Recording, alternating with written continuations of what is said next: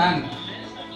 हो टाकली टाकली आणि औषधं पण मिळाले. खूप खूप खूप छान काम केले तुम्ही.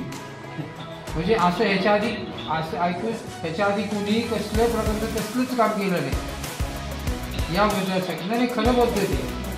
वस्तुस्थिती आमची चर्चा पण झाली इथं. आमची चर्चा झाली इथं.